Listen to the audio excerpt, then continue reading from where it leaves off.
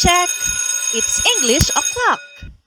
Ang pag-aaral ng English upang madaling matutunan, bakit hindi natin simplihan?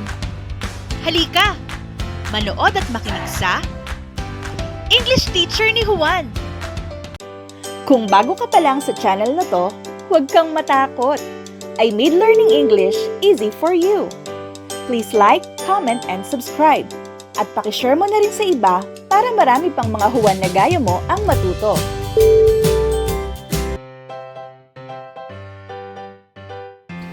Good day, everyone! Our lesson is about how a selection may be influenced by culture, history, environment, and other factors. The target most essential learning competency for this video is explain how a selection may be influenced by culture, history, environment, or other factors. Let's start! We make thousands of choices every day. Mula sa pagising sa umaga, nag-iisip tayo kung ano bang ulam ang pwede nating kainin sa almusal depende sa pamimilian o kaya naman ay ano kayang kulay ng damit o style ang dapat isuot at anong sapatos kaya ang babagay sa iyong napiling kasuotan.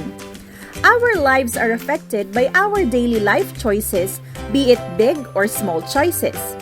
We choose or select from whatever options are available based on what we need or like. We make decisions based on our preferences or based on how the world around us is affecting our decisions. Minsan ba naitanong mo na sa sarili mo kung bakit madalas ang dami-daming pamimilian? Kagaya halimbawa kung bibili ka ng shampoo, ang daming brands, at sa bawat brand ay madami pa ding variants. Ito marahil ay dahil sa pagkakaiba-iba rin ng tao. Pero, bakit nga ba iba-iba ang mga tao?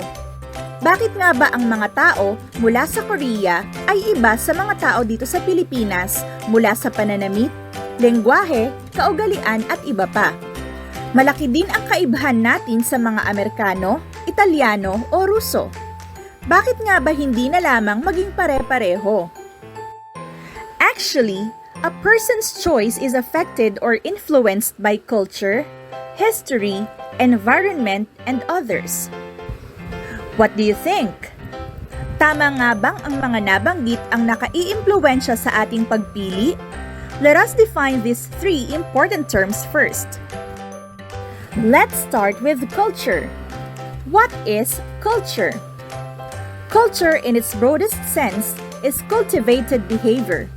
That is, the totality of a person's learned, accumulated experience which is socially transmitted, or more briefly, behavior through social learning.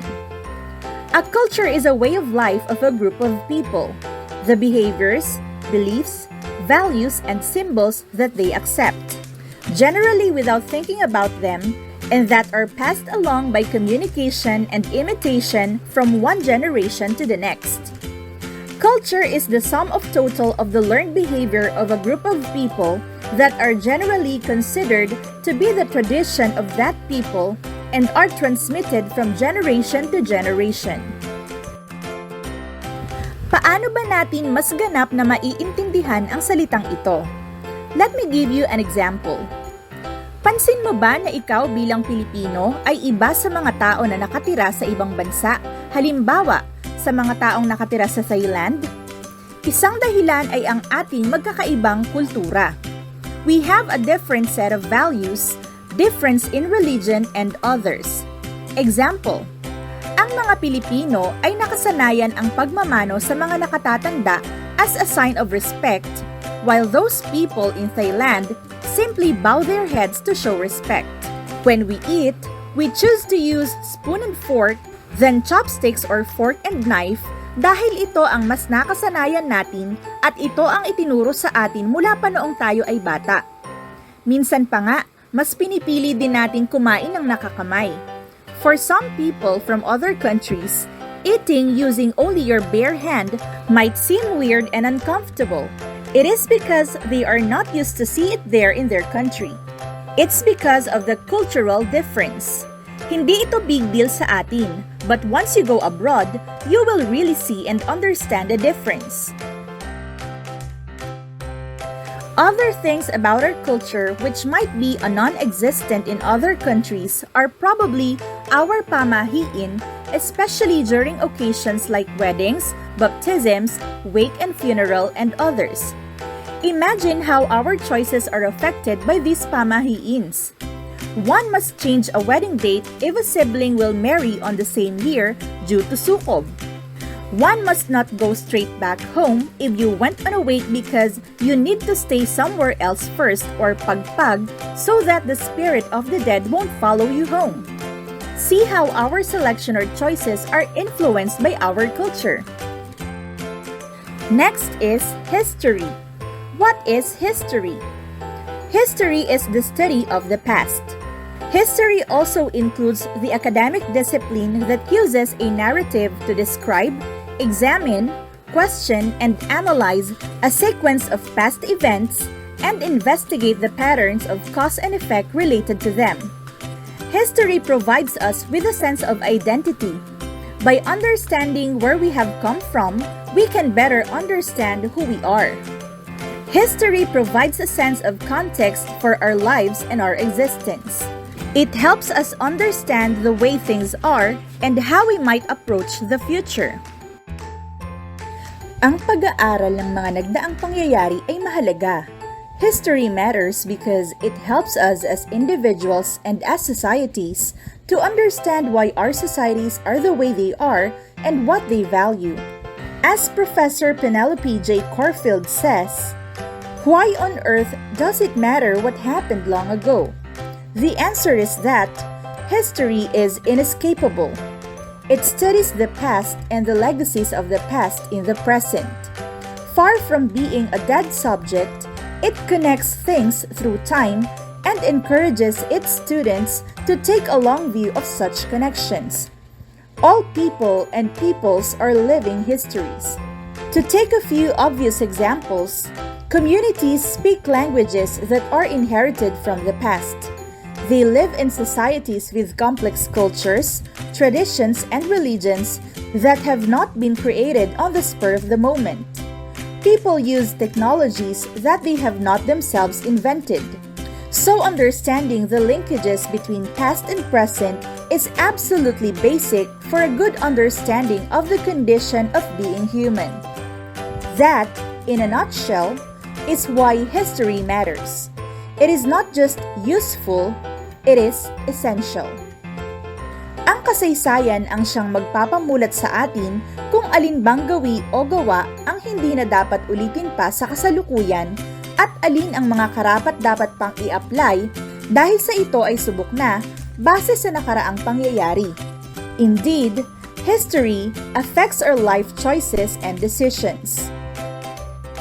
Now, let's define environment. An environment is a place where different things, living, biotic, or non-living, abiotic, constantly interact with and adapt to conditions in their environment. A person's environment is the event and culture that the person lived in. The environment is everything around us. A person's beliefs and actions depend on his environment.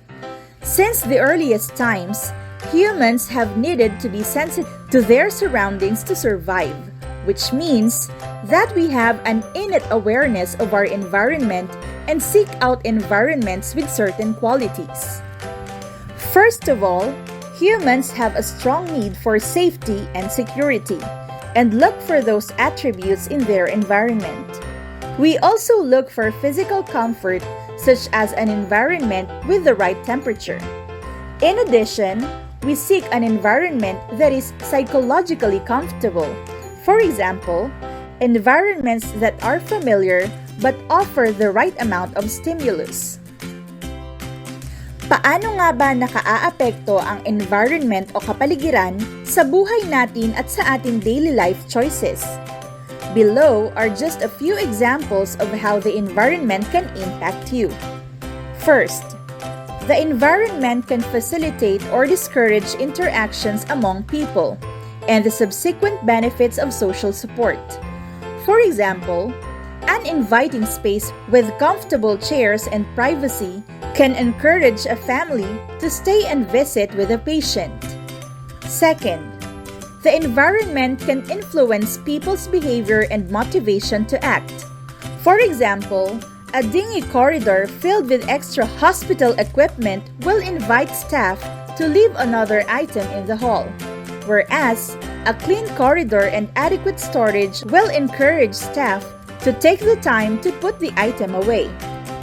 Third, the environment can influence mood. For example, the results of several research studies reveal that rooms with bright light, both natural and artificial, can improve health outcomes such as depression, agitation, and sleep. So, from these definitions and examples, it is very important to know the Filipino culture, history, and environment for the following reasons. 1. We get to understand the people and the world better. 2. It helps us understand ourselves. 3. Knowledge of own culture is increased. 4. It helps us overcome and prevent racial and ethnic divisions. 5. We get exposure to new experiences. 6. We become more prepared to cope with the ever-changing world. 7. It helps us develop a new level of appreciation for just about everything. So did you learn something today? Sure ako na hindi ka na nosebleed. If you want more of this video tutorial and learn English in a light speed, huwag kalimutang mag-subscribe at i-turn on ang notification button para updated ka sa mga bagong lessons. Ako ang teacher mo, ang English teacher ni Juan. Class dismissed! See ya!